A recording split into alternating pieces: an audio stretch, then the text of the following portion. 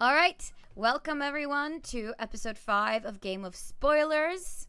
This is the episode in which we talk about episode 5 of Game of Thrones season 7. It's titled Eastwatch.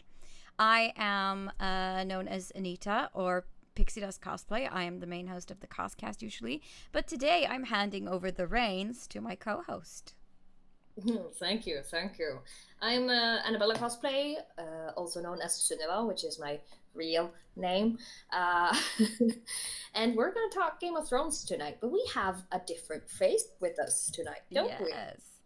And Yasya can't join us because she's having internet problems again. So instead, we have my dear hubby with us. And maybe, hubby, you want to introduce yourself? Hi, my name is Hobby. I like geeky stuff and watch TV. His real name is Ole or Ovla, depending which language you speak. And yeah. Usually just known as Scritch on the internet. Yeah. So, welcome. And you have even done cosplay before, just saying. Yeah, just a little bit. My lord, I have. Yeah. This is true. So. All right. Hi, people in the chat. Oh, hi, hubby, Cecilia says. Yeah. That's so cute. Hi, hubby. Dive into it because a lot of stuff did happen this episode, and I guess we're gonna talk for a long time this evening because there was not much action. There was so much politics and words and things being said. So we need to analyze this shit. Yeah. Like a lot. Yes. All right. First, I just want to say, the blah blah blah blah blah. This episode. Yes. We get to know the faith of Jaime, and last episode of Game of Spoilers that we did think that Jaime would be captured. Yes, that's what we originally thought. Captured. What do we think of this? What do we think of the start? Well, I mean, it was either Jaime being captured or being rescued by whoever, knocked him into the water. But I am really, really impressed with the fact that Bronn was able to actually swim carrying Jaime in full metal armor all the way to the shore of that river. And underneath the water as well, the whole way, because nobody saw them. I mean, Bronn, he must be like the master of swimming. He should join the Olympics team or something. I don't know. It's yeah. It's about 20 ranks in swim to pull off that. Absolutely. I'm just saying. Cece says in the chat, petition for Anita and hubby to cosplay Dany and Jon Snow. And Living Turquoise says, yes, agree at Cecilia. As long as I can be Dany. Yes, because... But then you would have to shave that mustache. Yeah. I can survive it. Yeah. I'll make an exception. But you already have that Jon Snow facial hair. Yeah, you do. All you need to do is curl your hair and then you're Jon Snow, basically. All right, if you say so. Okay. Yeah. Yes. We did. Do you remember the last time I cut your hair, Ula? I got the picture still, sadly. Do you know what I said to you? Don't look so... I don't remember the words. Okay, I can say it. Yeah, come on. I'm giving you the Jon Snow haircut right now. Oh, you did? Shit, Yes. I thought I was getting the L haircut. You tricked me, you fool. Anyways, let's move on. Back to the plot. This scene opens with Bronn and Jaime having a heart-to-heart. Basically, we get to know that Bronn is not really on Jaime's side. Or he is his friend, but he's not really on the Lannister side. He's going to be on the side of whoever makes him survive. Yeah, whoever wins is his best buddy, basically, because Bronn is a mercenary. Yes. But I think he cares a little bit about Jaime. Of course he does. Yeah, he's putting on a little bit of a front. He probably cares more about the gold he represents than the actual person. It's just an opinion. Maybe. But we do hear, when Bronn gets Jaime up on the shore, he is pretty angry with Jaime. Yeah, He's like, Don't you dare get yourself killed by a dragon or by yourself. If someone's gonna kill you, it's gonna be me. And to me, that kind of is sort of a way of Bronn showing a piece of love. I don't know. It's his way of showing that he cares. Yeah, I don't think he doesn't want people to know that he cares, but he does a little bit. Oh yeah. Like a soft marshmallow on the inside. Yeah, it's possible. I would like to think he's more cynical than that. He's cynical. But, yeah, all cynical people also have some sort of feelings. Some sort. I'm not Bronn. I can't tell, but you know. Also, Cecilia saying Bronn is a Slytherin. Yes. He pretty much would have been one, yeah. Living Turquoise is saying that Theo Bronn is his own side and lurking around. Yeah, he is on his own side. Yes. Whoever pays the most. Cecilia says, after this episode, I've concluded that Jamie is a Gryffindor. Yes. Yes, he is. Like Leroy Jenkins. That's pretty much what that scene was all about. Oh, yeah. Oh, like Bronmance. It's a Bronmance. Yeah. That is what it is. All right, let's move on because there's nothing really more to say about this scene, I think. But just that Jamie looks so alone when he's sitting on that riverbank after Bran gets up and starts walking. He looks just so sad and a little pathetic. And also just want to point out a very square-shaped looking cloud in the background there when he sits there and looks in the right corner of the screen, which is really, really weird at the end of it. I haven't noticed. I did. I was like, what is that? Is that a dragon? No, it's just a weird cloud. Anyway, next scene. We see Tyrion walking amongst the ashes of the Lannister soldiers. And we can just see like the Dothraki looting all the corpses, picking up swords and other stuff that they want. And you can kind of see Tyrion's face, or it's almost like he's thinking, oh my god, what have I done? Or that he has some sort of remorse. Yeah, I mean, because Tyrion isn't a guy who likes fighting and bloodshed and that kind of thing. I mean, if he can, he always wants the most peaceful solution to a problem. So I feel like he has some real distaste for carnage and blood and war. Yeah, and also it's sort of his own men. Yeah, it is. You know, I mean, it's his own countrymen at least. Yeah, he must have really split feelings. I mean, it could be that he just had a very sublime moment. I mean, anything can be considered art depending how good you're at it. And I would definitely say, burning things is art when a dragon does it. Yes, it's dragon art. That's what it is. Also, Cecilia in the chat is wondering, Leroy who? Oh, you summer child. We're gonna send you a video of this afterward. We'll send you a video. It'll explain everything. You'll get in on the meme. Yeah. The next thing we see is that Daenerys, you can see like the dragon on a huge stone, and you can see like they film from beneath, so you see the dragon, and then you just see Daenerys like striding into the frame, makes her look really powerful and above everyone else. And you can just see the surviving Lannister soldiers standing beneath her, and she basically tells them, bend the knee or die. Yeah, pretty much. What do we think of her brutality? Well, I mean, it's not something we're used to seeing from Daenerys.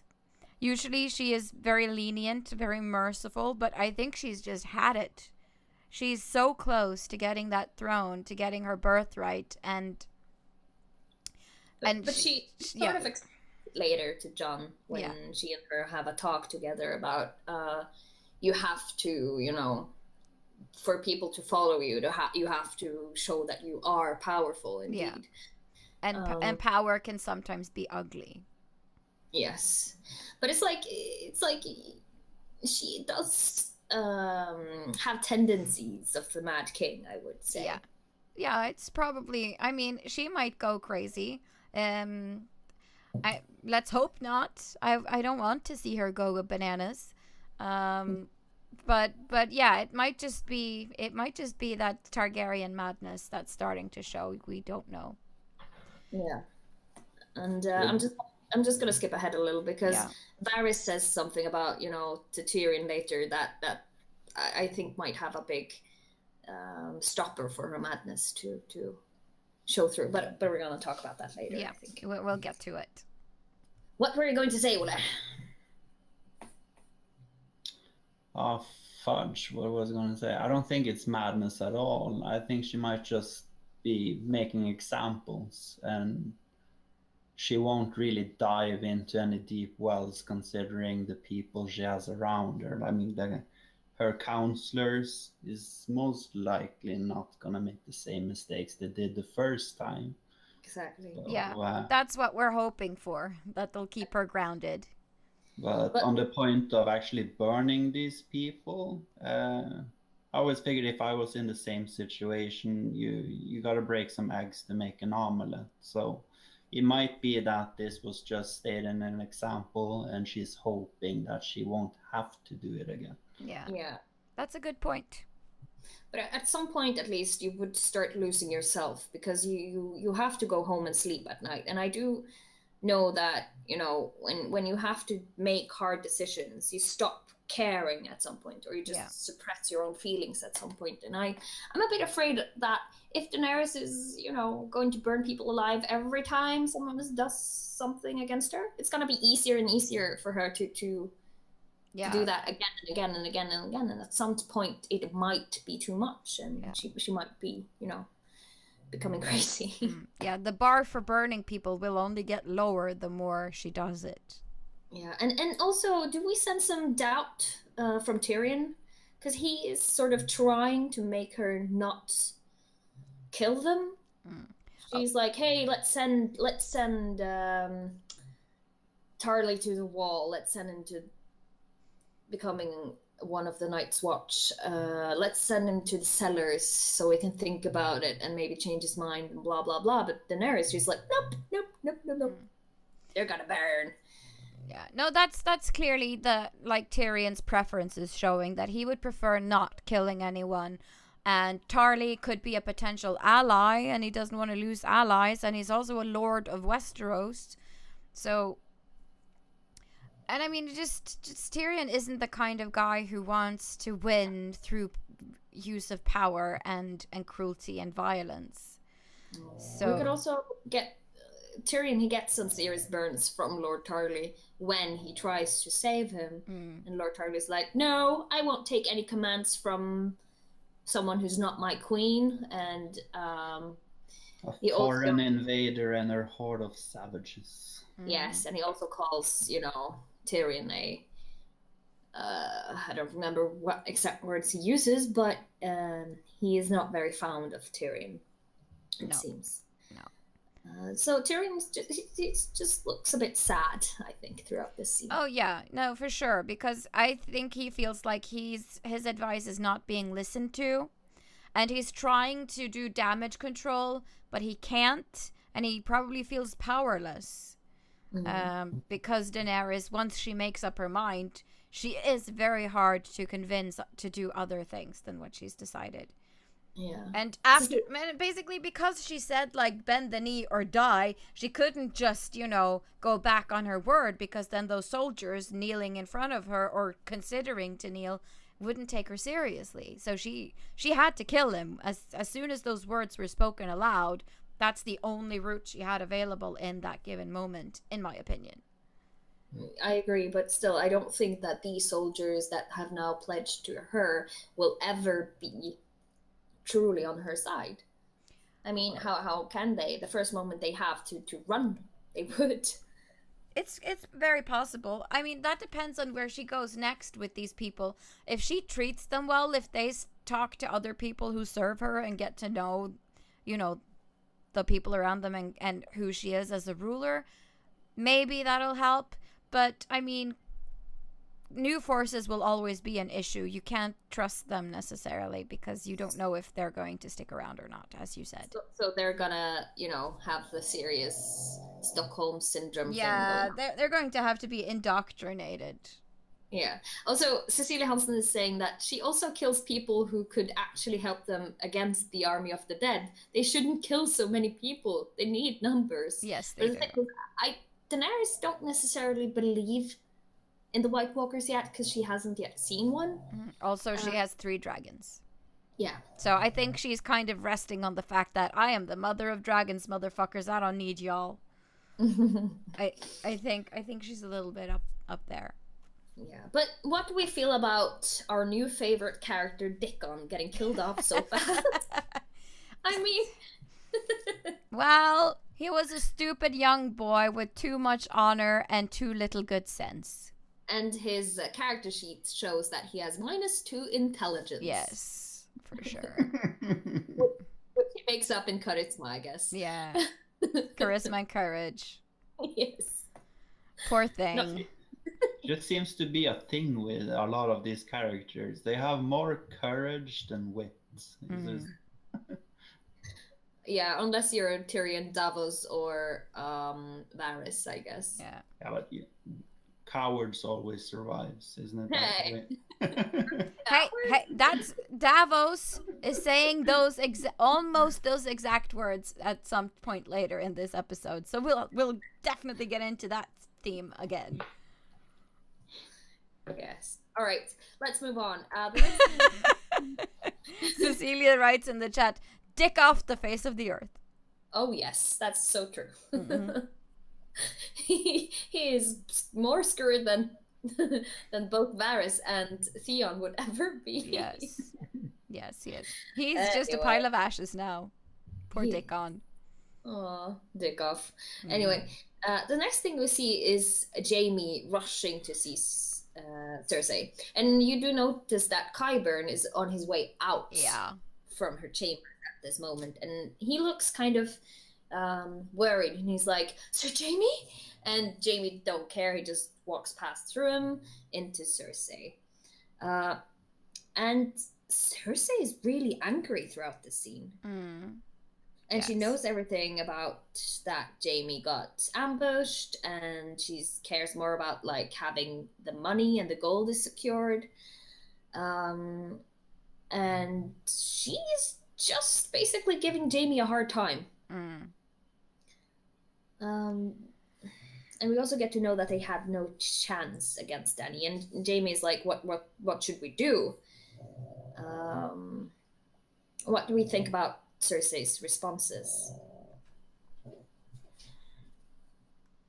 Difficult to say. I think she's very jaded.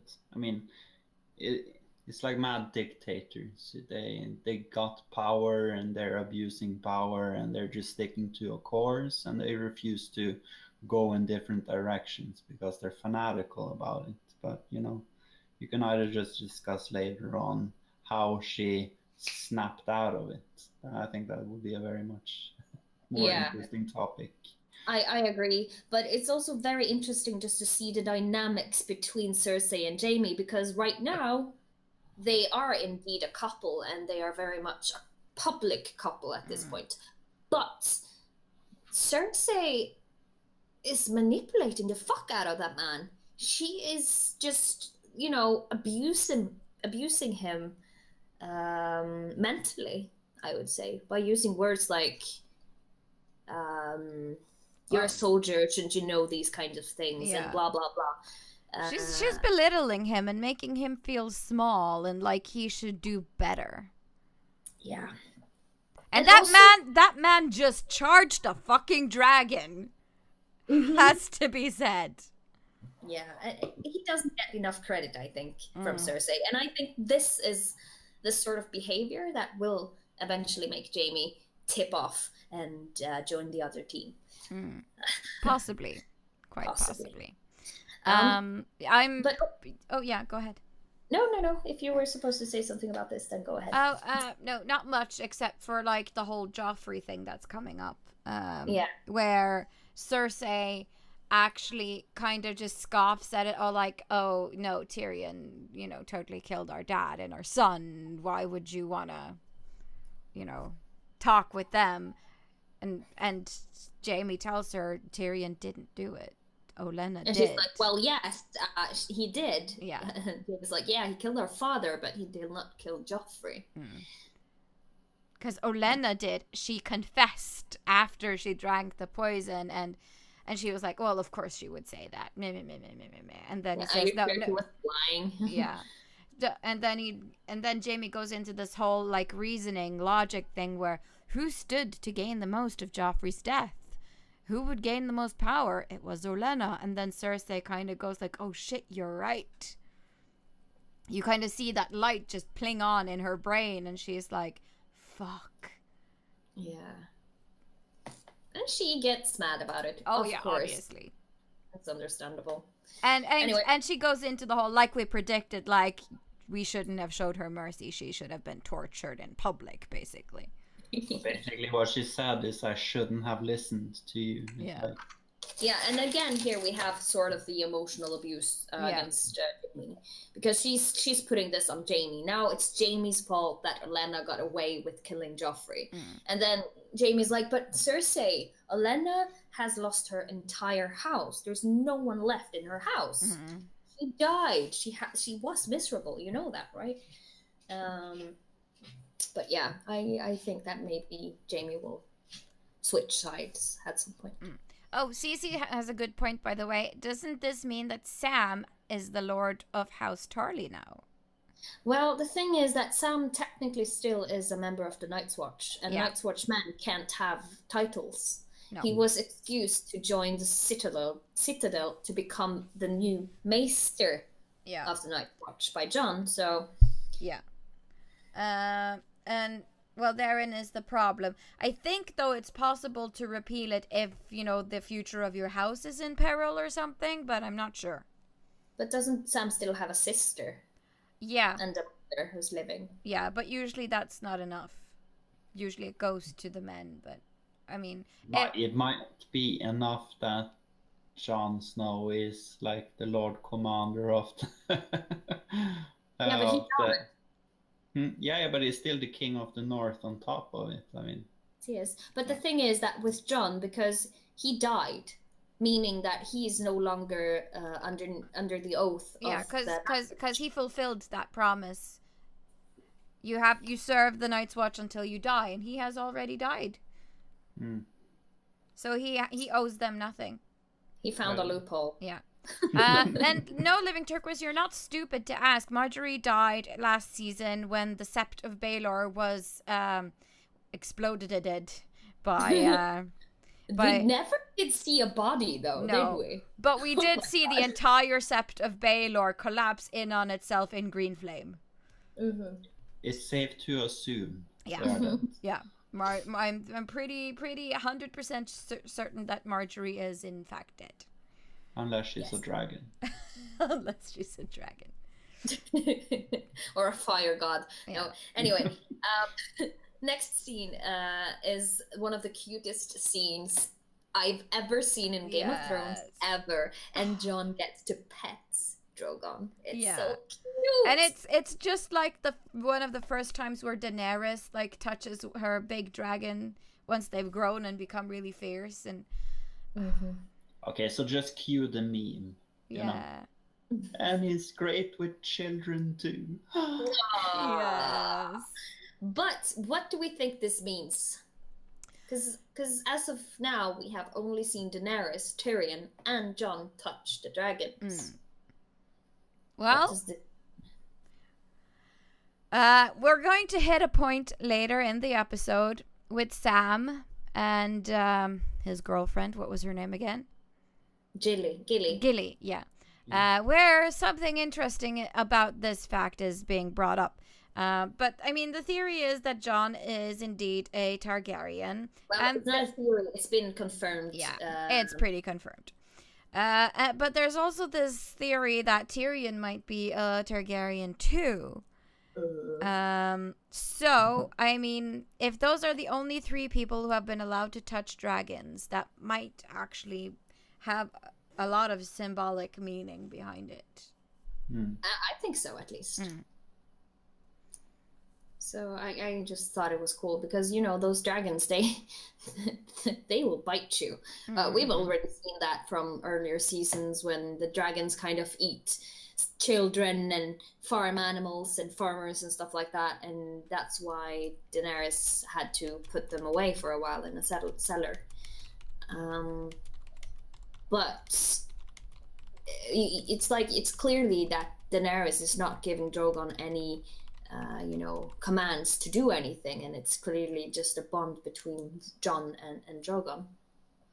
So to me, I think it means something. I think that the Targaryens are special to dragons. Yeah, I mean, and if you looked at like the dragon, like when it was sniffing him, and you got close-ups of the eye, it almost seemed like the dragon was like recognizing him or something.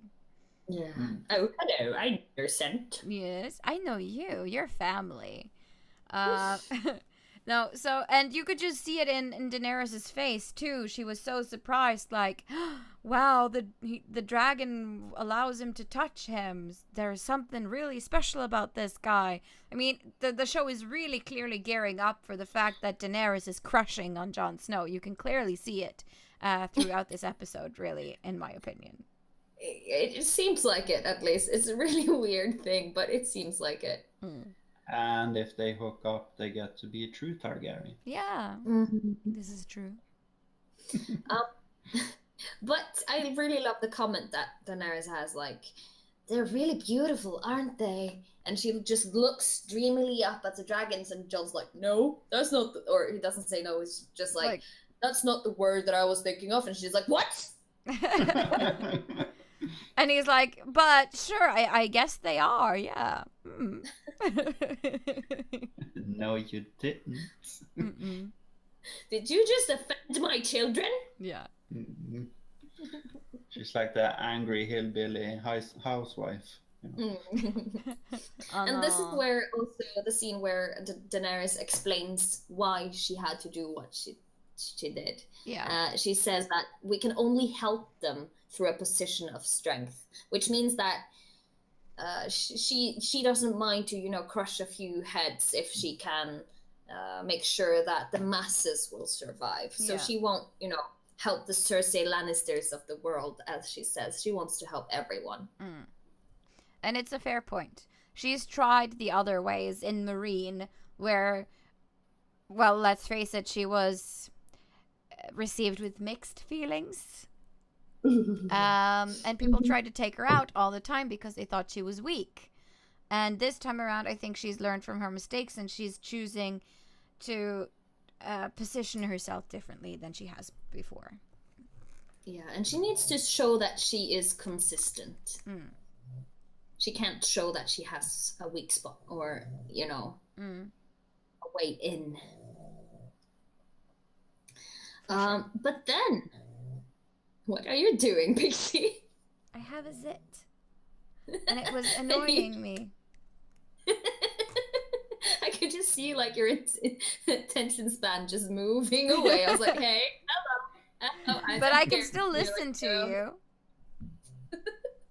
Yeah. Moving on. I also just feel like Daenerys and Jon have a nice moment, even though they're talking about, like, a bit tough things. They still have a nice moment. And we are interrupted by some Dothraki, who's like, hey, there's a man here to see you, Khaleesi. He says he's your friend. And I was like, yeah, Jorah! Mr. Friendzone! Yes, we do love Mr. Friendzone. And it was really, really, really nice. And it was this amazing moment between Daenerys and Jorah that I really liked. Yeah. Like two old friends reconnecting. Although it didn't seem like Jon was very happy about it. I don't understand why, though. But you know, Jon, he's just brooding all the time. He's never happy about anything. Actually, he do smile one time in this episode. All of the other scene, he's like, the world is ending. The White Walkers are coming. Actually, I want to introduce, like, a saying into this. It's like, it's not a bad mood if you're in it all the time, then it's just your personality. Yes. Well, he is a very broody kind of person. At least in this season, after he has been revived from the dead, he's been this way. Well, yeah. But he was always broody, but I mean, getting killed and then resurrected is bound to do something to a guy. Yeah. For sure. Yes. But I just want to say one thing, because when Jorah and Jon are introduced, Jon is like, yeah, I fought with your father. He was a good man. And this is the exact same thing that Sam says to Jorah a few episodes ago. Yes, absolutely. And I mean, I'm pretty sure Sam has probably talked about Jon to Jorah. I don't remember if we ever hear it in the show in the previous episodes, but it must have come up at some point. I don't know, because they weren't really allowed to spend that much time together. Oh, maybe not. But what I want to point out is that will it be important that we get this information? Will Jorah put 2 and 2 together? I'm sorry about my dog snoring. I just woke him up. It's okay. Yeah. Hey. Okay. But will it have served some kind of purpose later? Will Jorah be like, hey, by the way, Jon, I met another dude who's also fought with my father at Citadel. Oh, you mean Sam? Do we think that will happen at some time? It should. I mean, I would like to see that scene. That would be good. Yeah.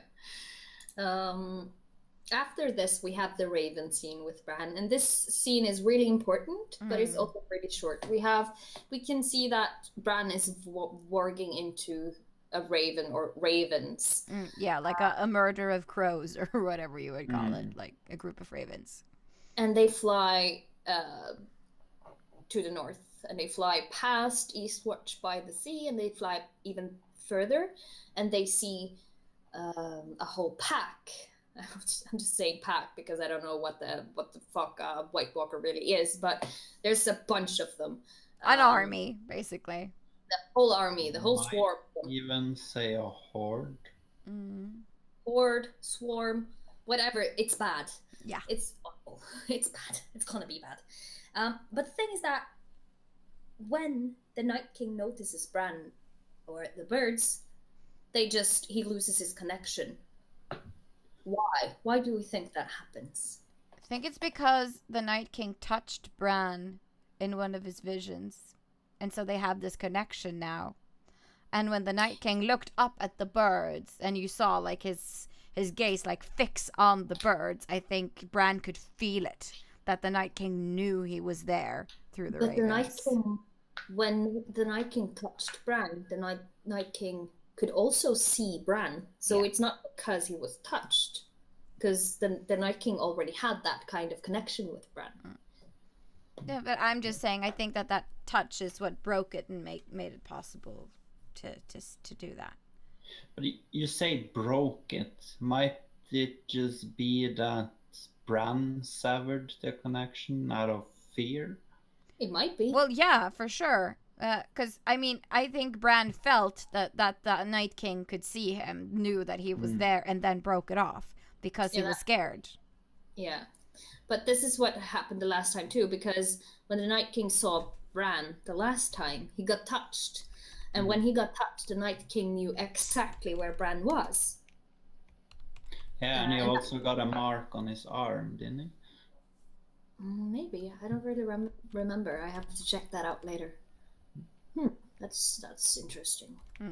So it might be that he just flinched because he was afraid to be touched again. Maybe. Cece says it's like Harry and Voldemort all over again. I see a lot of different fantasy references throughout Game of Thrones. Yeah. Sometimes it's from the Lord of the Rings, sometimes it's Harry Potter, sometimes it's other genres as well. It's very fun. And the next thing we see is that Bran is like, we have to send ravens, and they do. Yeah. They send a lot of ravens, and one of them manages to get to the Citadel, where we see the Archmaesters are having some sort of meeting and discussing their post. I don't know what to call it, but yeah. And Sam interrupts them. What do we think of this one? Well, I mean, the whole meeting with the Meisters kind of reminds us that everything that happens in the Citadel is by committee and by long and fruitless discussion. And Sam, who knows exactly what is at stake, who knows who Bran is, who knows who Jon is, who knows all of those pieces who are involved, and knows that the news is true, is kind of like, why do you guys not believe this? How can you sit here and just talk about it like it's nothing? Like And it's there you lies. have like this Star Wars reference. Yeah. I will not see my people suffer while you discuss this in a committee. Mm. Yeah. Sam is Queen Amidala. They put it everywhere in Game of Thrones, and that's what I said earlier about them, putting references from different other fandoms in it, and I find that really hilarious. It's really nice Easter eggs for fans. So, but yeah, I think it's definitely linked to that exact scene in Star Wars as well. I think it just got tired of old men discussing ifs and maybes. It's not the first time Game of Thrones does this, so I fully agree with you. Yeah. Cece says they had a Game of Spoilers meeting. Lol, a discussion on theories, etc. That's what they were doing. Only that they don't believe any of it, because they're like, magic, dragons, nightwalkers. Magic, are they? Yeah. You might be right, but then again, I might also be right. So we're just gonna discuss who's more right for like a year or two, and then we might send a letter. Yeah. Just maybe. I feel like they have like the bureaucracy of these, what they're called. It's Hitchhiker's Guide to the Galaxy has this intergalactic road builders that has this insane bureaucracy before you can get anything done. I get the same vibe from these maesters. It's like you have to sign a petition to put it on the agenda, and the agenda has to be buried under the ground for half a year and fermented inside a fish, cooked, served to the king to get it signed, so you can discuss whether to discuss it, and then send it around the country to have it verified, to have it come back, and then maybe you'll decide something. That's just like politics. Anyway. Oh, snap. Yeah. Anyway, I really do like the frustration that we get to see from Sam, because it seems so real. It's like Sam and Jon are basically the only two people who's really, really stressed about the White Walkers, who's down south now. Yeah. Oh, and it's Davos, of course. Yeah, but he's just a funny man. Yeah. He is a very funny man. I think he doesn't give a fuck anymore. He's just there. It's like, whatever. I'm gonna do my job. That's it. Yeah. Yeah. But I do think that some of the prophecies that the Maesters bring up to make fun of Sam maybe will be of some importance to the rest of the story, or it's just like, because we hear a lot of references throughout this whole season has been full of references from old times, past times, things that have happened before the Game of Thrones even started. But one of the things that the Maesters talk about is a Jenny of Oldstone. Oh, what now? Jenny of Oldstone. Okay. It's a prophecy, and I think. Oh yeah, that's Cersei's prophecy, isn't it? Yeah, almost, because Jenny of Oldstone was a friend of a witch who claimed to be a member of the Children of the Forest, which might be the same witch as who gave Cersei her prophecy. And they also bring up the prophecy or the prophet who's called Lodos, I think, Lodos. And he is supposed to be the kid of the drowned god who has risen up to defeat Aegon the Conqueror. And I'm sort of getting like, this is is a reference to Euron It could be. and Daenerys. It could be. Well, yeah, because basically they're talking about prophecies that never came true that they think are ridiculous. Like, oh, remember that guy who thought that thing? Yeah, it totally didn't happen. Yes. So, I mean, they might be prophecies that they've misinterpreted, that they thought were about events in the past, but are maybe prophecies that have yet to be fulfilled. So, and also, if we think about what Melisandre says a few episodes ago, prophecies are a dangerous thing. So it might be that the prophecy is correct, but they pinned it on the wrong people. Yeah, exactly. Because they never tell anything about who or what or when. They just say it's going to happen sometime. And I'm the prophet of Lodos. It sort of reminds me a lot about the Euron versus Daenerys situation. All right. But how do we think Sam will handle hearing about his father and brother, though? Because he doesn't know. I mean, they don't really have a good relationship. I imagine he'll still be a little bit sad because it is his family, and his brother never really did anything to hurt him in that way. But maybe also it'll be a bit of a relief. Maybe. I don't think he will be as sad, but Sam is a really emotional dude, Yeah. so I do think that he will have some sort of emotional reaction. Oh yeah, for sure. Or maybe he will become Lord. I don't know if he can be, but you know. Maybe. I mean, if his mom petitions for him to be brought from the Night's Watch, maybe that's a possible thing. But Night's Watch is for life, so. I mean, I think he seems like he's very committed to the Night's Watch and its cause, and is very tightly tied to John. But I mean, one of the things that I like about Sam is that no matter how shitty things get, he always has this unique ability to fish out the small positive things that's happening around. So I think he's going to be definitely upset that his father and brother is dead, because no matter how cruel they were, he never hated them, you know. He always had an affection for family, and he still wants to be appreciated by them. He just doesn't think it's gonna happen. So he's like he's the small ray of sunshine every person would need in a shitty world, I guess.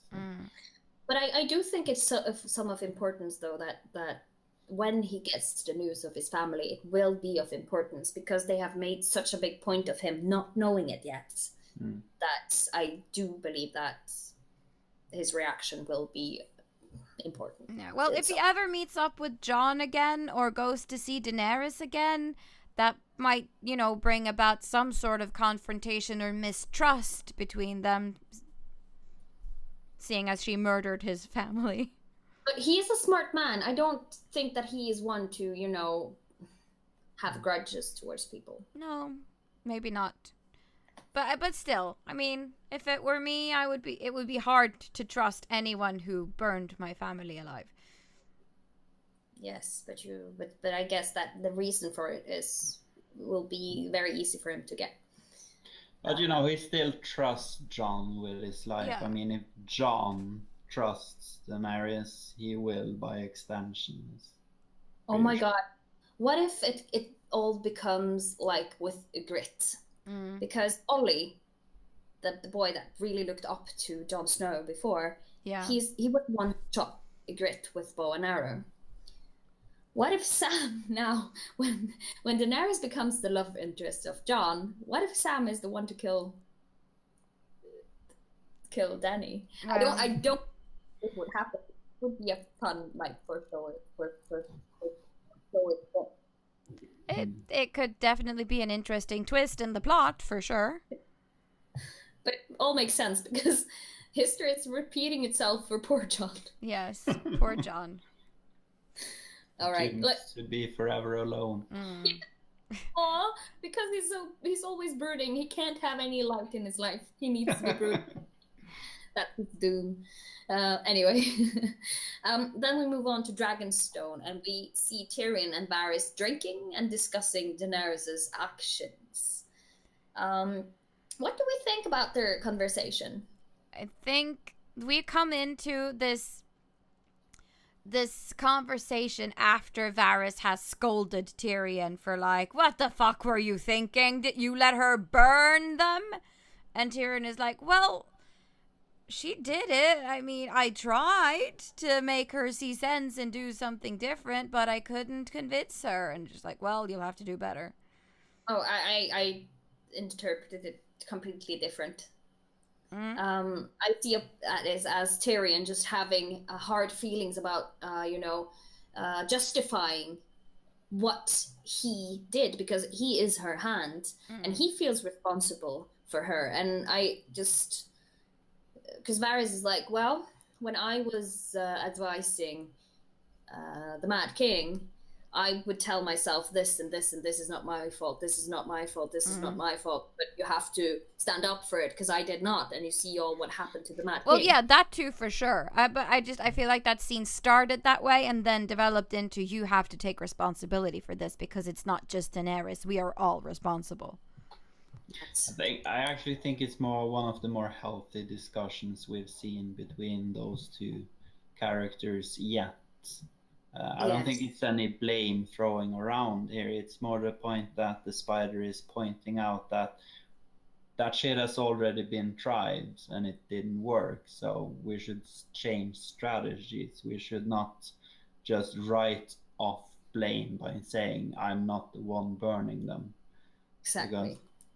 Because I think it's actually more a conversation that will unify them more than they were. And since Tyrion has been so down lately, I think that this conversation might spike him with some new fire. Yeah. Literally. Figuratively. Yeah. Do we think that Tyrion will be able to handle Daenerys though? I think that if he plays the Jon card a lot, that'll help. What is the Jon card? Well, if the King of the North were here, what do you think he would think about this kind of thing? I don't know. Just bring that up, and maybe that'll help. I don't know. Well, then Tyrion would, put the responsibility onto someone else. I just think that Tyrion will come back and be more awesome than he has ever been before. Yeah, I hope so. Would be nice. It might also be that this whole subject is being overthink of. I mean, these were enemies. She made an example. He could just, appeal to her, compassion for people. I don't think it's gonna be a repetitive thing where she is, oh shit, you didn't obey me, so I'm gonna, have my dragon eat you or burn you. I think these action comes more as a necessary response to people that actually is putting on arms to kill her. Yeah. Right? I agree, but I also do think that the creators of Game of Thrones will put Daenerys on a test. Yeah. They will try to push her over the edge, but I don't think she will be pushed completely over it. But I do think that she will become a little bit more crazy for a little while before she calms down. Yeah. Or I don't know if crazy is the right word, but hard. She's going to become harder for a while ahead because that's what's necessary for her to proceed. Mm-hmm. We also get to know that Varys has a scroll for Jon. Mm-hmm. And I find this scene, or this part really funny because Tyrion's like, oh, have you opened it? Varys is like, no. What does it say? Yeah, what does it say? Nothing good. So much fun. Yeah, so much I fun. laughed. It was very funny. And then we see that Jon has received a scroll, and he opens it, and he's just like, what annoys me is that he has no emotion in his face whatsoever. Still really, really broody. He's like, just like, oh, Bran and Arya is alive. I think and it then was... he's like, and then he's like, oh, the White Walkers are coming, and blah blah blah. I think he was just overwhelmed. I mean, he has so much on his mind, and all of a sudden he learns that two of his siblings are alive, and all of the time he has spent mourning over their loss, is has been wasted. It's kind And of now he has the danger of losing them again. yeah. And he knows that he can't go see them right away. He knows that there are other things he needs to do before he can rush home and see his family. So Yeah. I think that has something to do with it. But I agree. I would have liked to see some more emotion from him regarding Arya and Bran. I don't think we will get to see that because I do believe that John, he's some sort of wraith now. I don't Yeah. believe that John. I don't Actually. believe that he's alive in the sense that we know being alive is anymore. And I think agree with that. I definitely think he's jaded by what happened to him. I mean, he was a human pinata. He got stabbed in the heart. He literally died and got resurrected. I think that does certain things. Of course, yeah, it to a does. person. But he still cares so much. If he didn't care, he would just not do anything. But he's been taken captive by a strange queen because he was trying to find a way to save his people. Every time he talks about the threat of the Night King and the army of the undead, you can see how desperate he is to save his people. So there's still feelings in there.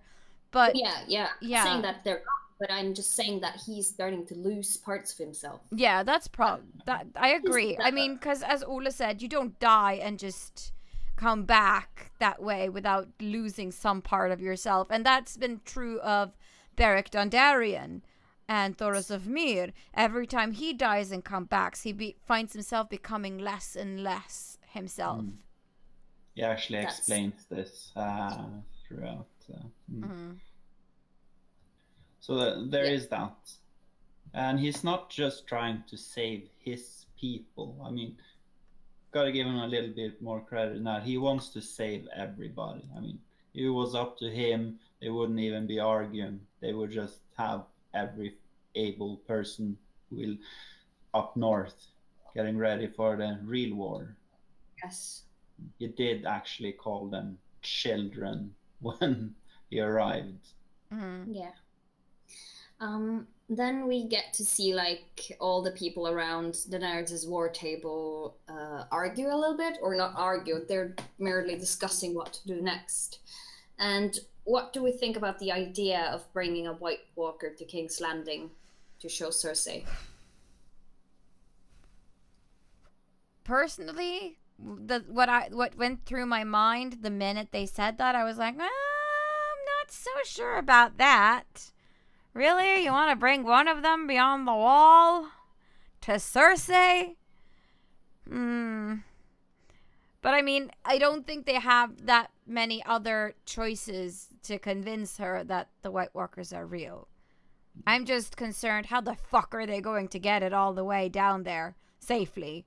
Are they going to put it in a cage or drag it with them? Is it going to be dead or alive? What the fuck? I don't know. Have to wait and see. But yeah. To be honest, I'm a bit concerned about Qyburn because he can reanimate the dead, and he's done that with the Mountain already. Yeah. And imagine what he could do if he sees a White Walker and he starts, meddling with skeletons and graves and stuff like that. Ooh, oh shit! Yes, I know. The White Walker could bring other White Walkers to life. No, that was not what I was thinking. I was more thinking what Enyasia talked about earlier about, the dragons, the skeletons. Down in the basement. Yeah. But they've probably been dead for too long, though, hopefully. Some of the White Walkers are just skeletons, Yeah, but I think they turned into skeletons just by the weather consuming them. But I don't know. Maybe she's right. Maybe we will see skeletal zombie dragons at some point. That would be crazy. It would be insane. That would be cheesy as fuck, though. Yeah. I don't think they would be able to breathe fire, though. But I don't really think that would happen. No. But that would be crazy. Then at least Cersei has, fixed her problem with being undermanned. Yeah. Yeah, because she'll have shit tons of dragons. Oh my god. Oh god, yeah.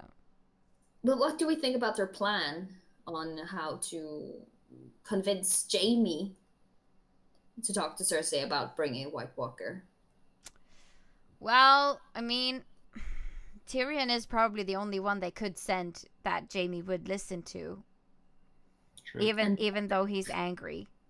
Yes. And they're risking a lot because, They you know. are. And I mean, at least they're using the competence, the capabilities of the people who are on their side. I mean, they have a smuggler in their midst. His talents were bound to come in handy at some point. Yes, I really like that scene when they just look at each other, like, who should we send? That they look at Tyrion and then they look at Davos, and it's just like, it's really comedic kind of moment that I really appreciate. It's like, sure, I can do that. No problem. Yeah. I know a way. I've done it before. It's cool. It's cool. And also one thing that kind of confirms a little bit more the feelings that Dany has towards Jon is that when Jon is like, I can go beyond the wall and get the White Walker for you. And she's like, yeah, sure. And then Jon's like, yeah, well, I'm going to. And she's like, are you sure? You can't do that.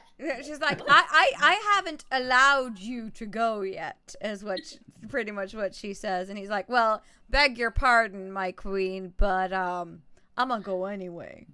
No offense, but I don't need your permission to leave. Yeah. So, yeah, it's just one more moment where we see how Daenerys is starting to get attached to Jon for some reason. And I have no idea why, but it might be that Targaryen blood. It might be. Like they have a thing for siblings, you know. Yeah, like they're sensing some connection there that no one else can sense. I don't know what. But... yeah, but so far it seems like she is feeling it more than Jon is, for some reason. But that's because Jon is dead. Yeah, maybe. But, yeah, who knows? Cold-hearted. Or maybe he's just too preoccupied with the threat of the undead. I think it's because he's dead. We'll see. Because he still has a lot of feelings. I don't think he's as stumped off as you think he is, maybe possibly, but we'll see. I think that he's stumped off. I'm just saying that he's becoming more and more and more and more stumped off. A lot of human, but I think that in the end of the next season, he might not be. I think that he won't be, at least. Well, we'll see. It'll be exciting. A lot of ifs and mays there. It's like, oh, yes, it is. It is. Then we have a town hall meeting up at Winterfell, where we can see like the Lords of Winterfell are annoyed that Jon's not there, and we have the scene with Arya and Sansa in private discussing what Sansa does. And that is some political stuff. I mean, listen to what she's saying. Is Jon is our king. He is doing what he thinks is best. I mean, she's putting all the responsibility on Jon. She's not saying that we should listen to him or anything. It's just she's excusing him without taking any responsibility. And I think that's a very clever way of doing it. For sure. But they also, what I noticed is that while they were having this conversation, it was expressed that they were grateful that it was indeed Sansa who had been left in charge, because they're happy with the way she's running things in Jon's absence. Yes, and that is very good, but that's also because Sansa is smart, as she tells Arya later. She's like, well, I have to please the lords to make them stay here, and that makes her like a super, super smart tactician. Yes, for sure. I mean, she needs to do this because Arya is all like, well, it would work if we chopped their heads off. Wouldn't have the problem anymore. Sure, but then we wouldn't have any allies. That would be an issue. I mean, I'm sure it feels really satisfying chopping heads off and killing people, but that's not how this works if we're going to cooperate. And I thought Sansa had a really, really good point, and it just shows how different Arya's and Sansa's outlook on life is after what they've been through. Is Arya's solution to everything is, well, if you have a problem, you get rid of it. Whereas Sansa is, you have to work with people. Close your eyes and think of England. Yeah. But I think that this scene kind of shows how powerful Sansa really is. Yeah. And it kind of shows her superpower.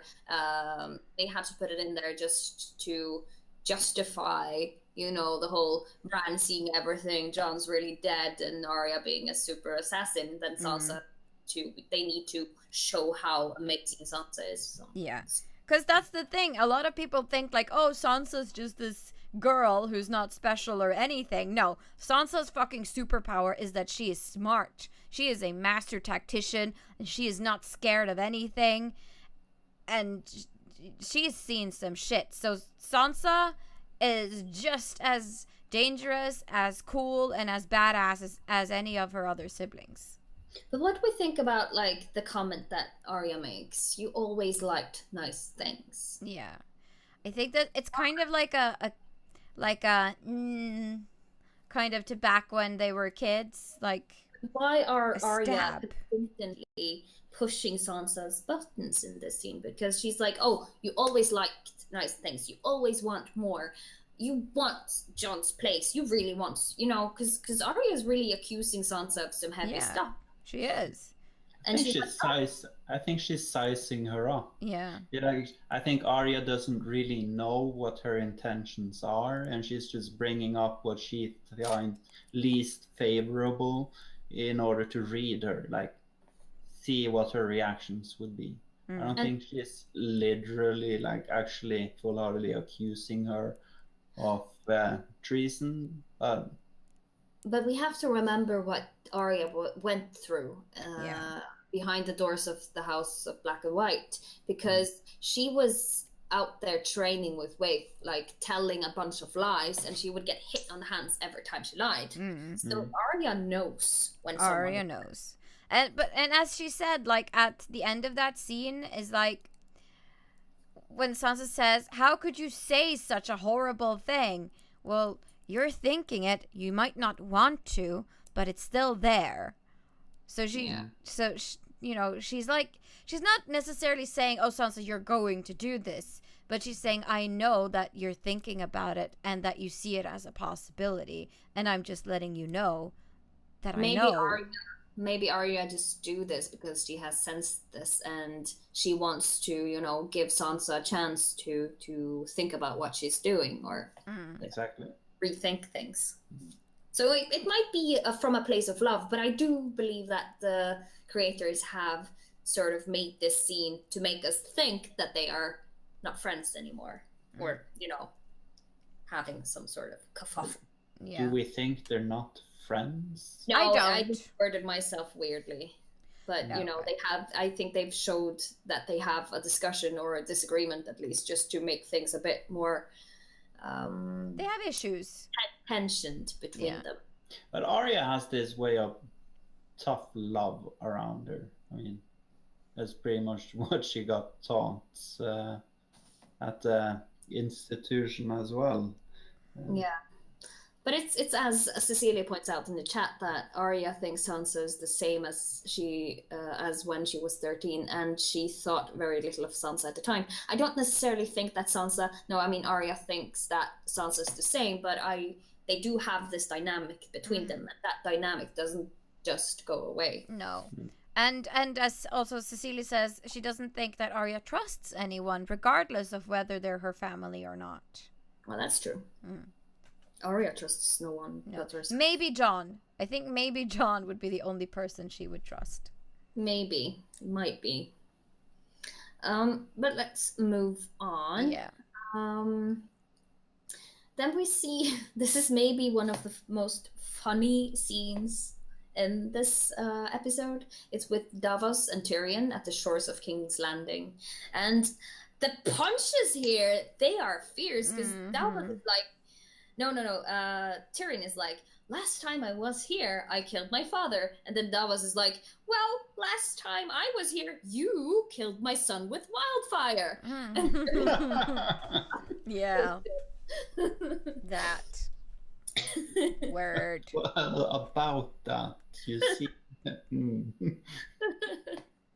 And I just wanted to point that out, because they don't make a big deal of it, and it's sort of kind of hidden, and I didn't realize it until the second time I actually watched the episode, and I was like, what did you say there? Oh no, I noticed straight away, and I was like, ooh, damn, got you. And then the next thing that happens that they walk from the shores. We see Jamie and Bronn entering the cellars beneath the Red Keep, and this is really not supposed to be Jamie and Bronn training, but Jamie believes it until he sees Tyrion. Mm-hmm. What do we think of their conversation? Well, it had a rough start. Let's just say that. And Tyrion felt like he was trying to like apologize and like, well, do you think I wanted to be born this way? And Jamie's not having it. It's like, no, enough with the sympathy, and what the fuck do you want? Yeah. That's true. And also, I think it's a bit funny because it kind of shows a bit of Bronn's personality. Yeah. Jamie's like, I told you that the next time I was going to see Tyrion, I would cut him in half. And Bronn just leaves, and Tyrion's like, what? Bronn? Help! Yeah. But I mean, Bronn was the logical choice, because seeing as both Tyrion and Jamie have had interactions with him in the past. Yeah. And also, I agree with Sahara in the chat, because finally they met. Yes. It was about time. And they had a beautiful moment, because Jamie like really, really wanting to listen to Tyrion, but he's still more on Cersei's side because he loves her, and he just can't handle listening more to Tyrion's words. Yeah. But I do think that they get to have a nice conversation, and I do think that this is the smartest way for them to go about getting to Cersei, I think. Yeah, for sure. All right, there's not really much to say about this except for moving on. We are then at Flea Bottom, and we see Davos searching for a certain someone, and we can see like hammers and smithing things, and I was like, oh my god, it's gonna be Gendry! Oh my god, it's gonna be Gendry! Oh my god, it is Gendry! Yes, finally! Yeah, Ula caught on to that really quick, and I was like, are you sure? Oh yeah, it's Gendry. Okay. Yeah, me too. Because right away when you saw like hammers and smithing tools, because they click between Davos and someone working, I was like, yes, Gendry, yes. It wasn't really that hard to predict either. I mean, if you have followed the show, that connection should have been made instantly. And the first thing that Davos says to Gendry is, wasn't sure I would find you. And Gendry turns around and he just and Davos continues by saying, thought you might still be rowing. And I'm like, yeah, because he didn't know how to the first time they met. But the thing is that it's been a meme on the internet for ever since Gendry. You saw him just rowing off into the distance. There's been a meme out there just saying that he's still rowing. That's what he's doing.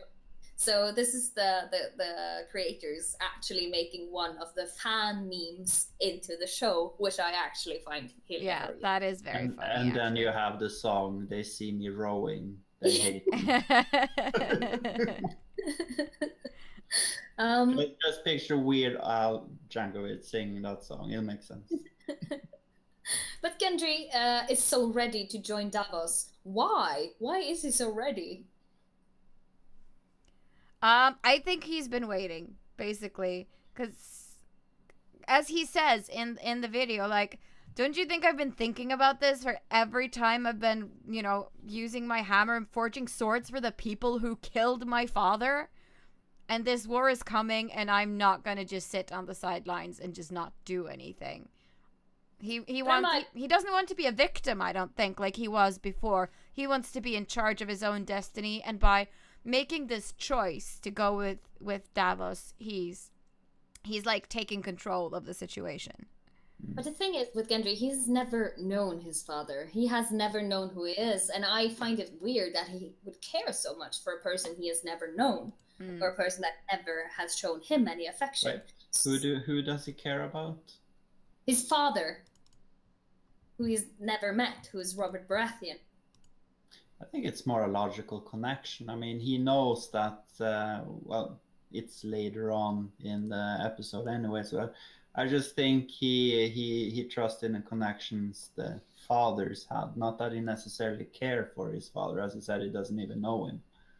Yeah, but the thing is, he says that I have been smithing swords to the people who killed my father. And it's like, why do you care? You never knew the dude. Might be a man of principles, who knows?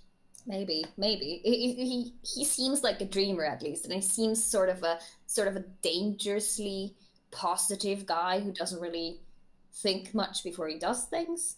And I don't think that he's gonna last very long. That's my point of this whole thing. I think that he's gonna get himself in some trouble pretty soon. Yeah. Oh, he'll get into trouble, but I think if he gets into trouble, it will be very epic kind of trouble. Like him, he is the Baratheon, and Jon is the Stark, and they're going on some fucking adventures, and they're going to be epic together, like their dads were. Not to mention that Robert Baratheon's weapon of choice was also a hammer. I might be wrong, but I think I'm correct. It is. You are correct. And that's my next point, because Gendry's weapon of choice is a warhammer with a stag on it. It has a stag on it. And Robert Baratheon, yes, you are completely right. He wielded a warhammer as well. So I think that Gendry, when he got to know that his father was actually Robert, then he's like, okay, I'm gonna copy that dude to the teeth. Or maybe it's just like he's born with it. Maybe it just comes naturally. Yeah. It's not Maybelline, that's for sure.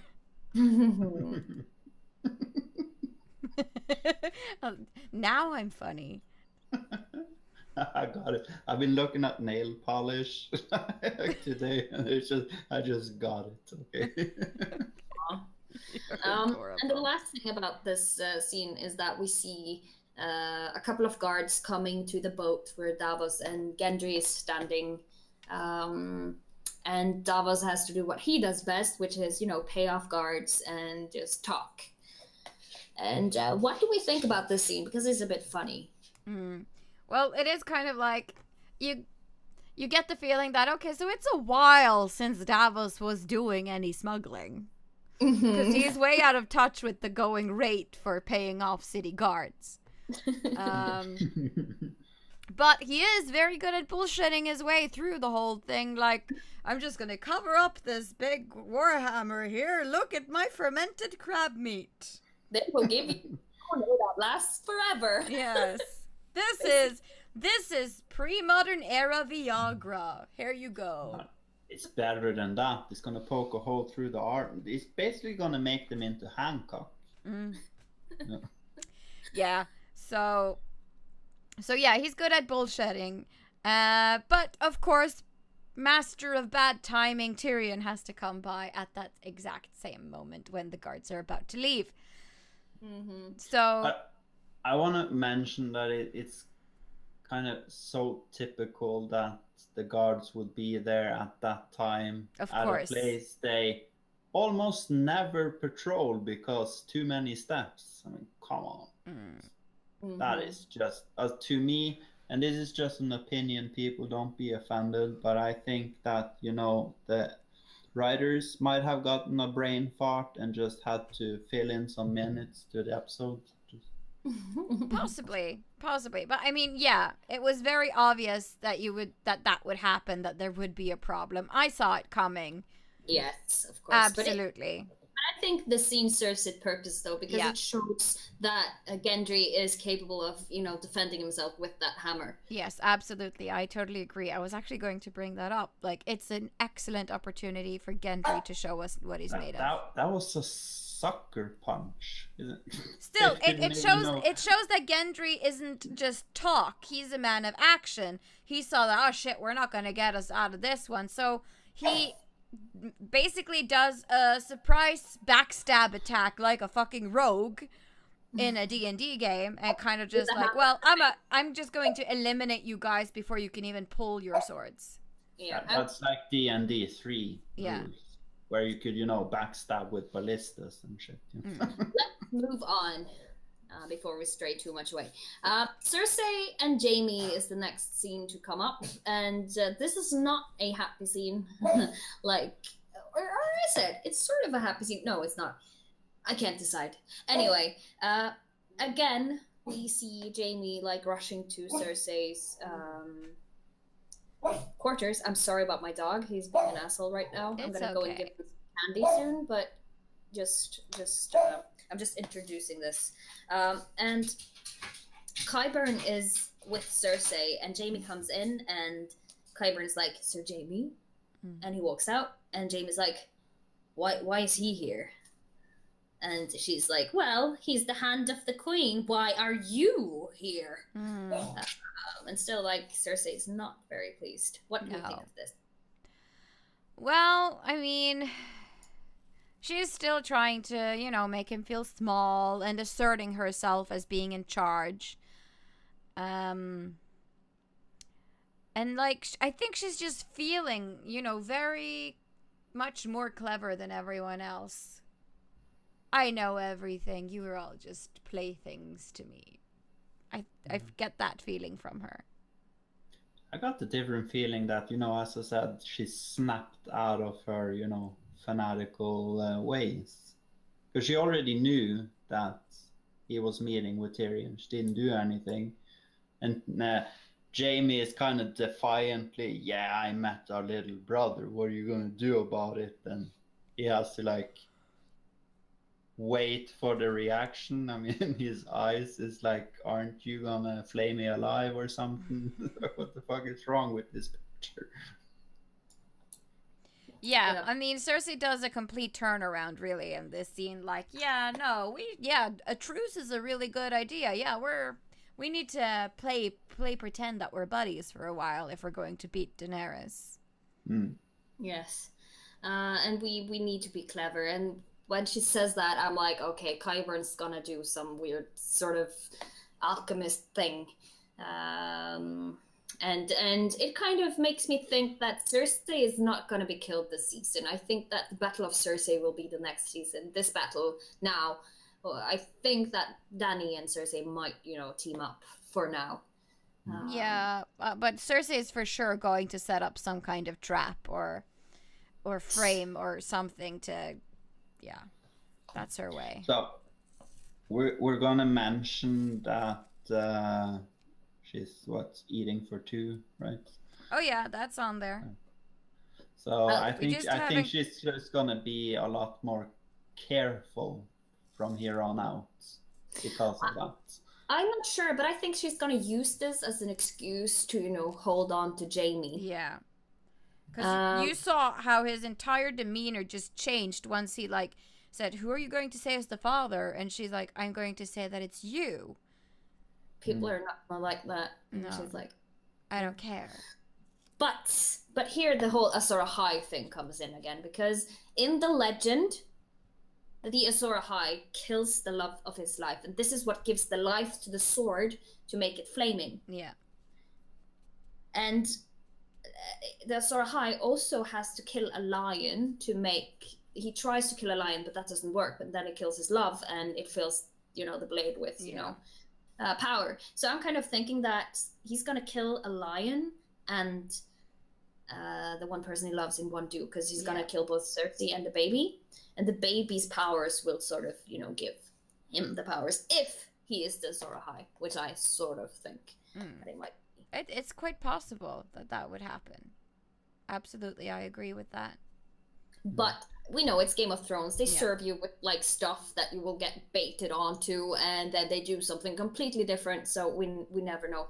But one thing that Cersei does that kind of annoys me a bit is that Jamie tries to tell her about the army of the dead, and she has no response to it at all. And she just says, "Aren't you going to punish him?" And he's like, "What? Who? Bronn. He betrayed you." Do you really think that there was anything going on here that I wouldn't know about? Oh, please. So I don't think that Jamie will, desert her anytime soon. No, not now that she's pregnant. This is basically a thing that's going to keep him on her side for as long as fucking possible. Yeah. So something truly horrendous has to happen for Jamie to abandon Cersei at this point. I still think that Jamie is the one to kill her, though. Yeah. No, I think so too, for sure. Never betray me again. But will he? He will. He will. He will.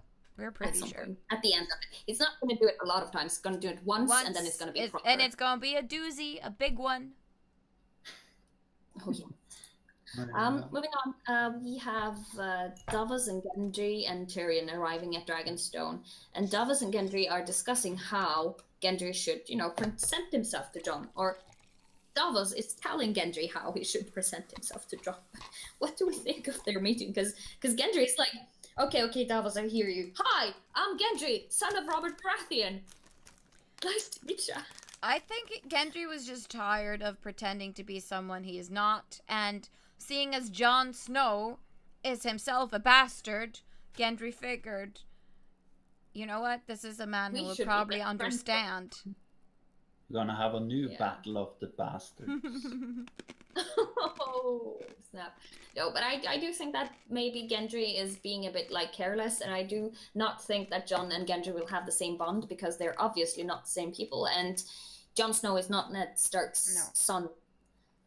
So it's not going to be the same. So that's why I feel like Gendry will not, survive this because he's too careless and he believes too much in, family and prophecies or history or things that has happened before.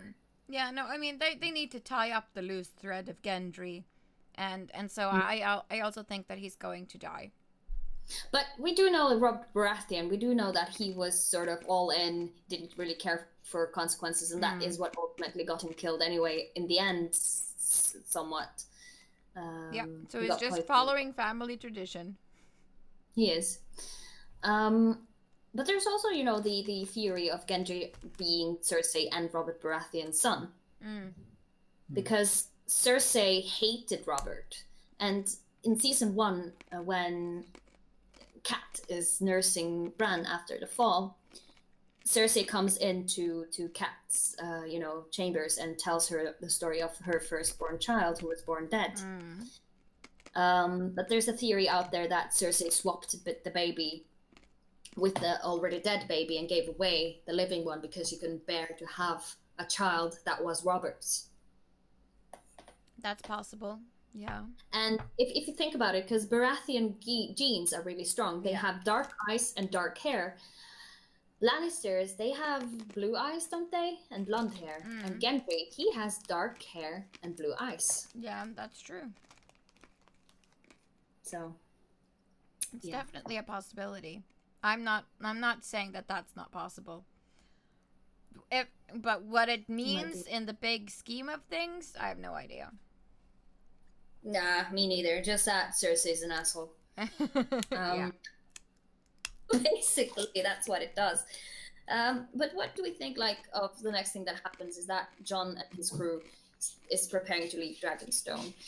We have a moment with Jorah and Tyrion with a coin that Tyrion got when he kind of talked himself out of getting sold as a slave.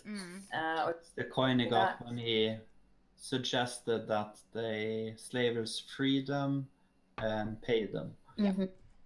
And the slaver got him a coin and said that should, last you for a lifetime. Yes, and Tyrion gives Jorah and says that you'll have to bring it back. You better bring it back. Yeah. And I don't think he will. I think Jorah will die. It's very possible.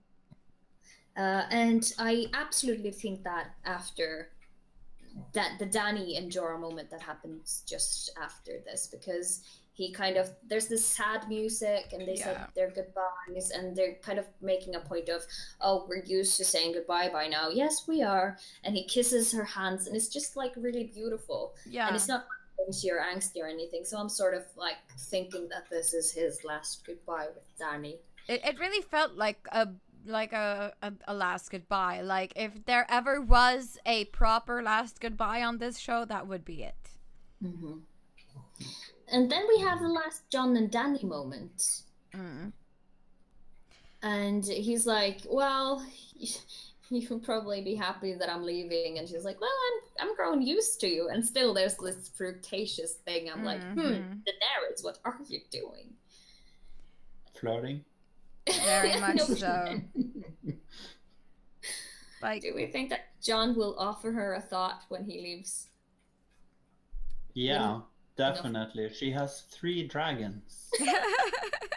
Well, true. Fair And point. he has an army of dead people to defeat. He will definitely think about Daenerys. I mean, that's just practical. Yeah. well, yeah, but I'm assuming that Sunniva means in a more romantic fashion. I know. I was just trying to be very obvious. Yeah, I know. You were. Successful. Successful. And then maybe one of my favorite moments of this scene is Dany's outfit, because that sort of dragon scaled cape. Yeah. Oh my god. It was so pretty. Ugh. And also the rest of her outfit was awesome, but the cape, it was. Yeah. I want it. I want her entire wardrobe from this season. Yes. So good. But let's move on, because we have a lot more to talk about. Yeah, and not a lot of time. Exactly. And then we have like the one biggest moment of this episode, which is the Gilly Easter egg scene. Yeah. Oh, that was so big. And so small at the same time. Yes. Oh my god. I love how they wrapped it into other non-useful facts. About how many steps it is in some sort of building, and that the Sept of Baelor how has many windows were in the Sept of Baelor, and bowel movements, and Yeah. And it's like, and also the way he says Prince Rhaegar is like Rhaegar. but it always and it also show how tired Sam is and how much Sam has in his head, because he doesn't pay attention at all to this. And he would, if he were 100% awake and focused, he would pick that up, but he doesn't. And he wouldn't, of course, have known what to do with this information, because he doesn't know what this means. He doesn't know what we know. But to us, it means that Jon Snow is not a bastard at all. He's not a Snow. He's a legitimate child of Lyanna Stark and Rhaegar Targaryen. Yes. Which is crazy. It is. So yeah, he's officially a Targaryen. And Stark. Well, but I mean, they go by the father, so he would be Targaryen. Yes. Me and my modern views, huh? Fuck me. Then. Yeah. Sorry. No, it's very sweet, honey, but that's how it would work. In this fantasy universe, that's how it would work. Yes. But I'm pretty sure that, like Sahara Sara says in the chat, Sam is very good at remembering stuff, so he might remember what she said and then make a connection later, which is what I'm really hoping for. Like, what did you say about that thing again? I'm picturing he's going to be scrubbing dishes or making food or anything, and he's just like, wait a minute. At the end of this scene, we see Sam is breaking more rules. Yeah. He's stealing books. He's being really thug life and stuff. And I have a question there that I'm going to answer first, because I have a connection. Because I was wondering, where is he going? And I've been thinking he's going to go to Winterfell, because he knows that Bran is there, and he's going to talk to Bran about what he has seen. And Bran knows now what Sam knows, probably, and they're going to talk together, and they're going to put the 2 and 2 together, because Bran knows that Lyanna Stark had a child. Yeah. And I think that they're going to, figure it out. Hash it out, for sure. Yeah, I mean, because where else would Sam go? Not to see Daenerys. Not very likely. And I don't think he would want to go to King's Landing either. No. I think, because he says that he doesn't want to be one of those who reads about heroes in books. He wants to do something. So I guess that the best place to do something right now is Winterfell, because no one else is doing anything. And was it he said he was tired of reading about the achievements of better men? Yes. It was such a good line. Very good. Go line. Sam. And also, just Gilly was fantastic in this scene. As Cecilia says, steps. The number was steps. Yes. Not 365 shits. I just like her reaction, because Sam he's actually screaming at her. She's like, he's being really angry, and she just smiles and just says steps. That number was for the steps. She's so And cute. I can't be angry with you. No. Like, what kind of annoyed me about this scene is that when he steals books, I'm like, how do you know that the book you're taking right now is useful? Yeah, me too. It's like he's not even reading or looking at the scrolls. He's just like, I'm gonna take this one. Oh, and that one looks good. And then we're just gonna walk out of here and leave the door open. Like, fuck y'all, I was in here and I want you to know. Yes. Then we have a theme that's really, really interesting, and I think this is going to have major consequences for next episode, and it's Arya creeping on Littlefinger. What do we think about the Raven scroll scene, where Littlefinger gets a scroll, goes in his room, leaves his room, locks the door, and leaves, and Arya... It was such a setup. And... this scroll is one that Sansa wrote. I don't remember which season, but it's a scroll that Cersei made her write about disclaiming her father's name or something like that. And it's going to look really, really bad in Arya's eyes, because here it says that, like, I, Sansa Stark, can't, you know... I don't remember what it reads, but it's bad. It's not good at all.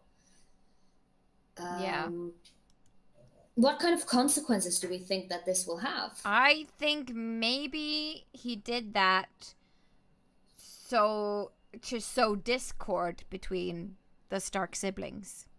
Because I don't think he wants them to get along too well. Because that makes them stronger and harder to manipulate.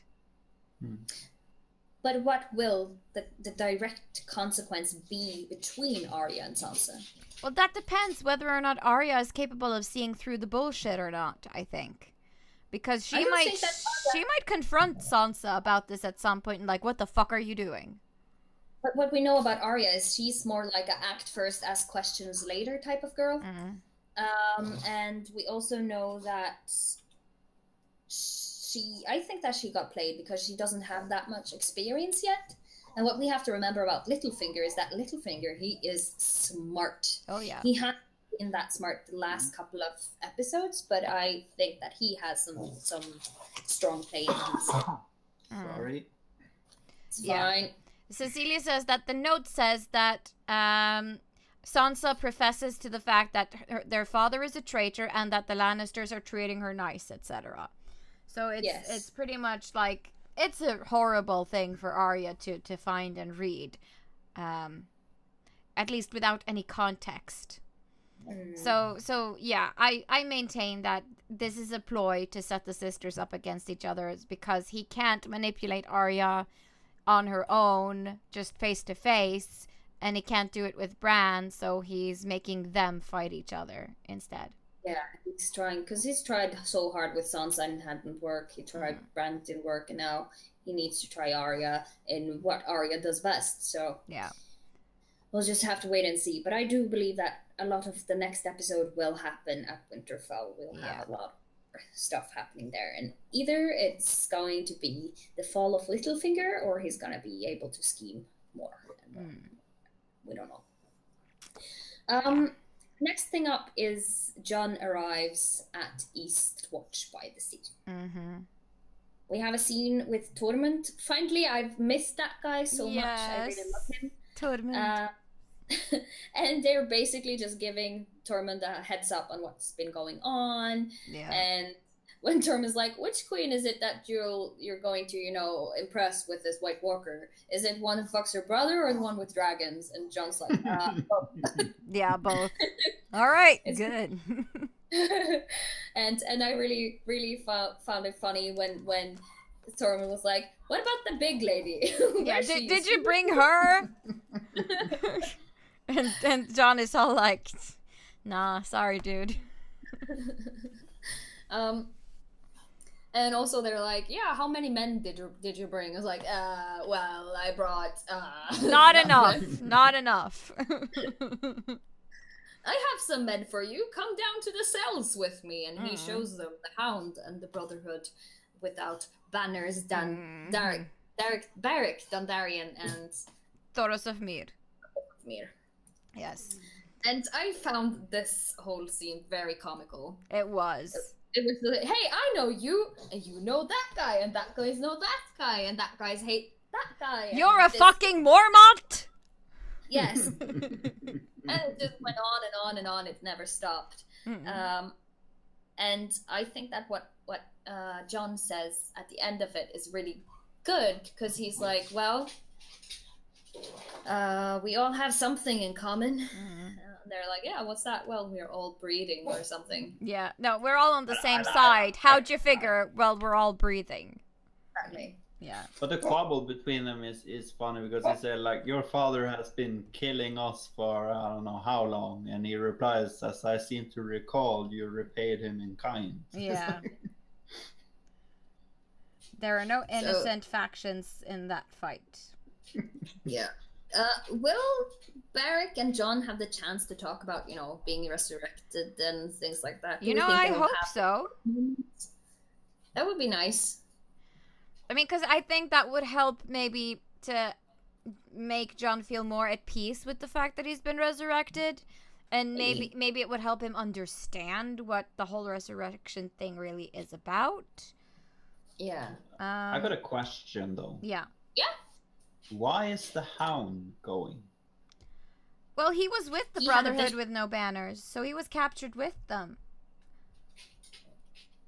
Yeah, but I didn't hear him. He didn't object or anything. Did he? No.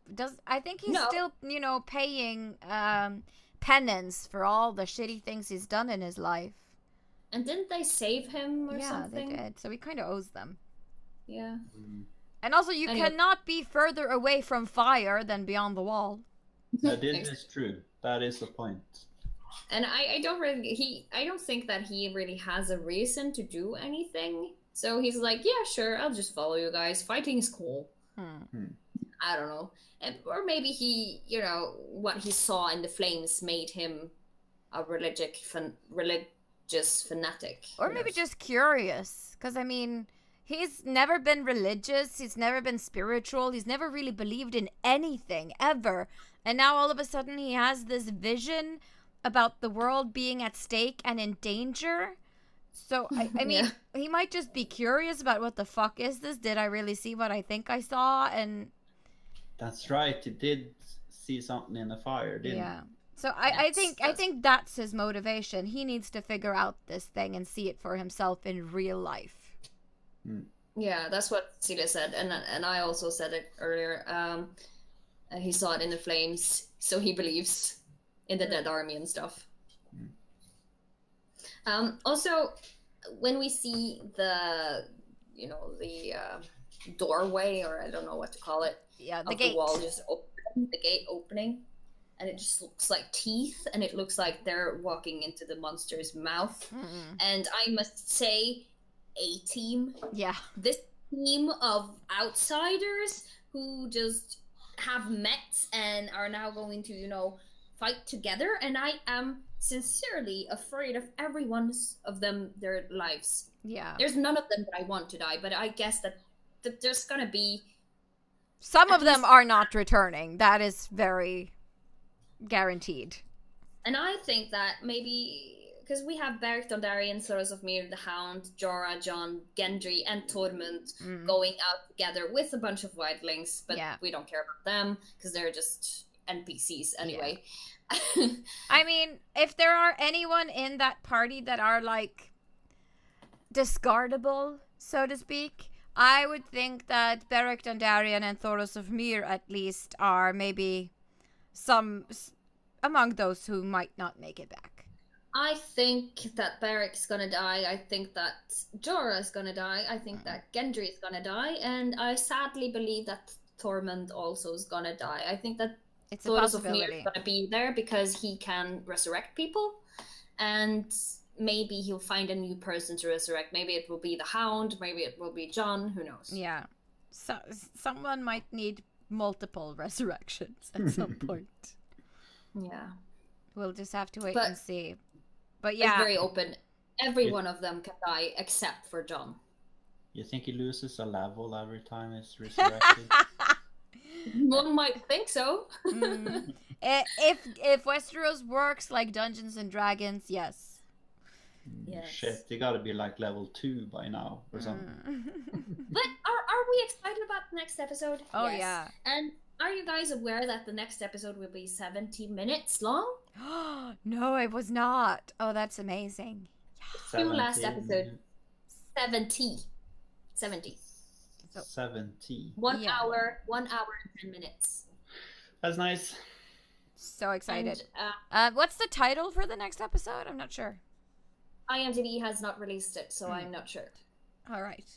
I haven't read it anywhere, so I'm not sure. But I do believe that is going to be a lot of, White Walker action. And have you guys seen the preview of the next episode, the teaser? No. Okay. Can I say something Yes. about it? Okay, because I've seen it. And there are two things that happens in this teaser that's major. And the one thing is there's a lot of stuff between Arya and Sansa. Mm-hmm. Yeah, we And- figured. There's a lot of stuff that's going on with the White Walkers beyond after the wall, Yeah. and a lot of fighting and stuff. But there's one scene in that preview in particular that's really, really curious to me. All right. And I am talking ice dragons. Ice dragons. Really? The thing is, there's one scene with a lot of fire, and it's too much fire to just be some people with, some fires on sticks and things. There's no real fireplaces there, and it just looks like something has been set on fire, dragon style. So I am thinking either ice dragon or that Daenerys somehow just like, oh, John, I'm coming to save you. Yeah, maybe. Or Jorah and Jon. Like, I can't let you both die out here. Yeah. Who knows? Yeah, but I do believe that we will see a dragon up there. Yeah, okay. That's cool. Or at least... I'm intrigued. Have you any predictions for the next episode? Oh, I don't dare to predict. Predictions, scary thing. It can It's a be. scary... I'm gonna leave that to the people that's braver than me, I guess. No, but I mean, as you said, Arya and Sansa are going to have a talk or a confrontation at some point. So Sahara Sar says, if the White Walkers have dragons, Westeros is fucked. Everyone will die at the end. No, I'm not thinking that the White Walkers has dragons. I don't think that at all. If there is an ice dragon there, I do believe it's going to be on Jon's side or Jon's dragon. Yeah. Because we already have fire with Daenerys' dragons. We need ice. maybe the dragon just comes looking for Jon on its own accord. Who knows? Oh, hello. But which one would be Jon's dragon? Would it be Rhaegar? No, what's this called? Is it Visenya? No, Viserys What's her is dragon's one of name? them. Yes, and we have... Is it... I need to get a named after- charger for my laptop. Hold on. I can hear you. I'm not Yeah, sure. but Daenerys' dragons. I'm gonna Google that. But Yeah. I know it's named after Rhaegar. Drogon, Viserys, and Rhaegar or Rhaegon or something. That's what those others are the name of. That's the one I don't know the name of. Fuck. Let's see. Dragons. No.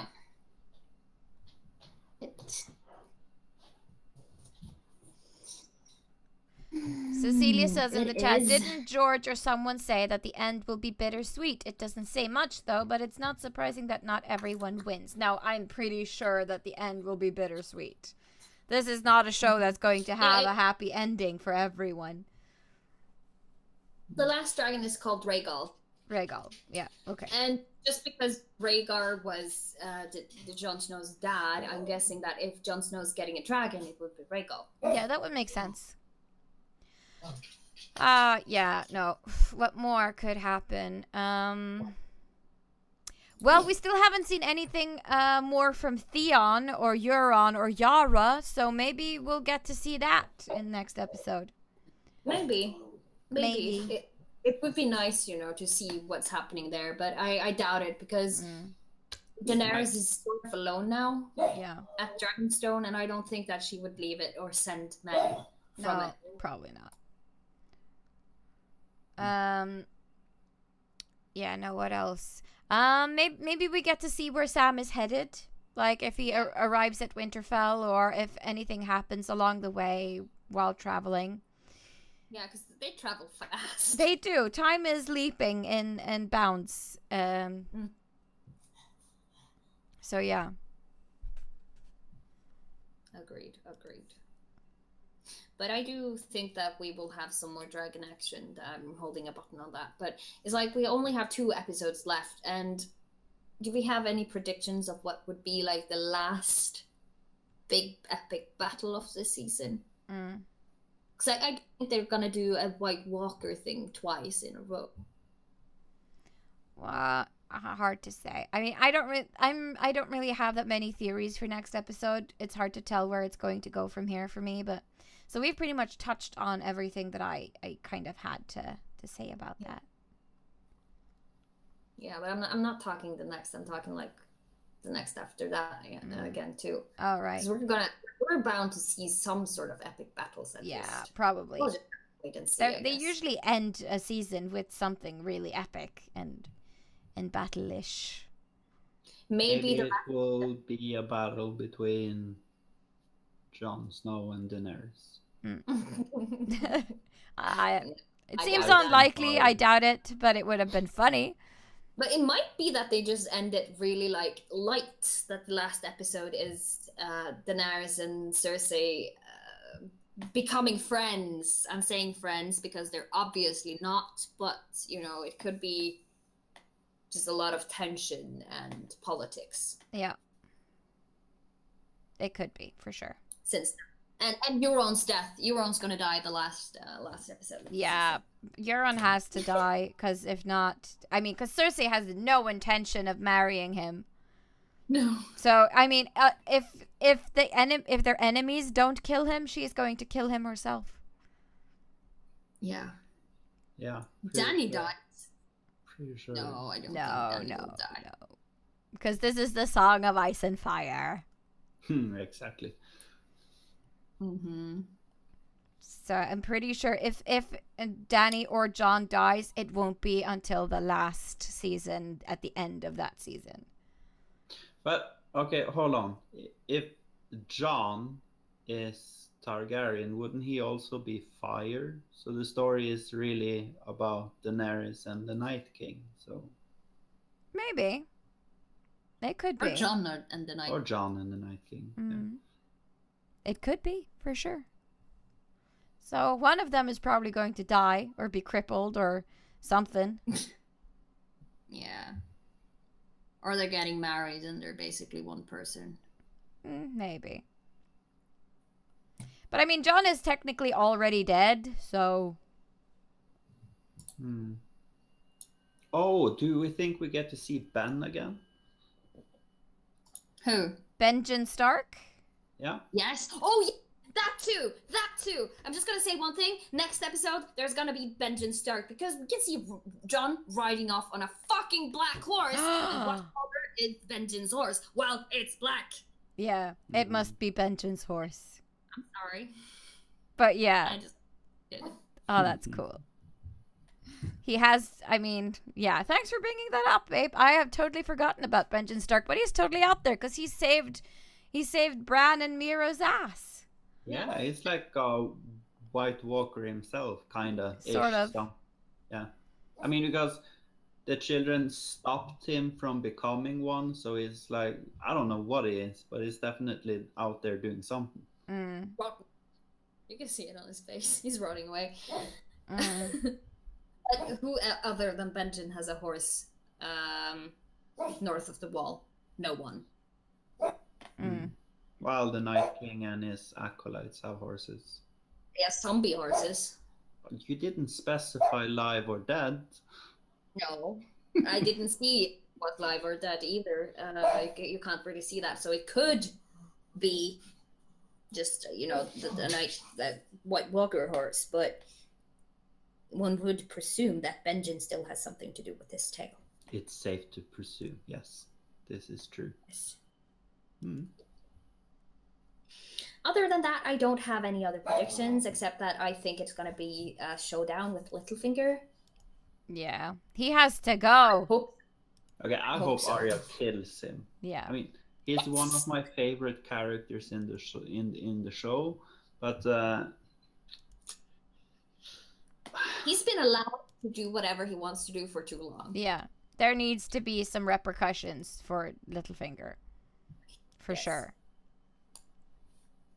It does. Mm-mm. All right, now I'm done. I don't have anything more to nope, say. Because, me neither. I'm too excited. And I can't.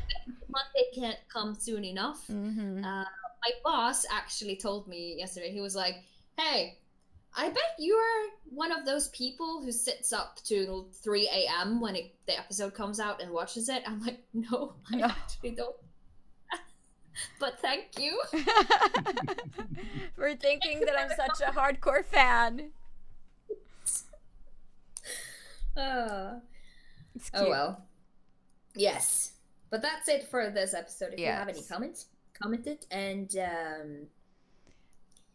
because we have 10 minutes left on the time we usually use, and usually we would spend that on Easter eggs if Alex were here, or drop in guests. So, but I think we're gonna cut it there because we've all had a long day at work and we're tired, and we've been talking for 2 hours, y'all. So. And the next, we're gonna use longer time probably next time. If the episode is 70 minutes long, then it'll be a longer episode. That's like 10 minutes more of content. Yes, it is. You're gonna need 3 hours. Probably. And also, I mean, we've had my lovely hubby on as a guest today, so that kind of counts. Yeah, it was really nice having you here. Thank you. You are officially allowed to join more times if you want to. Good. Okay, I'll try and have more opinions next time. Well, this is your first time. It takes some time to get into, because you and Anita do talk a lot. Yeah, we do. Oh, actually, I'm afraid of ranting too much. We'll tell you to stop if you do. Yeah, we'll rein you in. We're used to this. We're veterans now, so that's cool. But before we log off, I am going to say that this Sunday we are starting up the new season of the CosCast show. Very true. Yes. So 9:00 on Sunday, as usual, Central European time, Norwegian time. That's 8:00 UK time. We will be going live with a brand new season of the CosCast, and the first episode will kind of be a summary of all of the cool things we've been doing this summer, like ToruCon and our 100th episode. And NatCon. And we'll also be talking a little bit about plans for the season to come, like guests that we're planning to have on the show. And if you guys have any suggestions for what you would like to see on this new season, we would love to get your input on that, so let us know. Yes, and you just have some random questions for us too. Yeah, we are open to answering whatever. Yeah. You know us. We'll be there in true CosCast style, doing the things we do best, talking incessantly for over an hour. All right, so thank you guys for watching tonight's episode of Game of Spoilers. We hope you'll join us next week. We'll probably be live streaming on Wednesday or Thursday, depending on when. Probably Thursday, right? We'll let you know. Yes. We'll post a link and everything, but it will probably be at 8:00 next Thursday. So hopefully we'll see you there. All right, bye. Night. Good night, everybody. Good night.